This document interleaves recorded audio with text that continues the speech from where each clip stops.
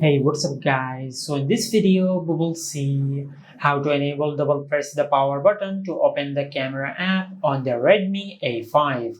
Now to do that, just open the settings app on your smartphone. From here, just scroll down and tap on system. Now from here, just tap on gestures. Now just tap on quickly open the camera app. Now just enable this toggle. Now once you enable this toggle and if you press the power button twice quickly, you will open the camera app.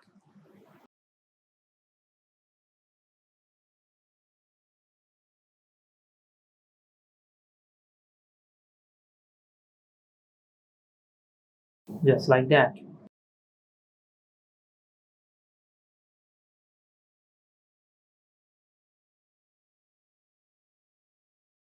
And this is how you can enable double press the power button to open the camera app on the Redmi A5.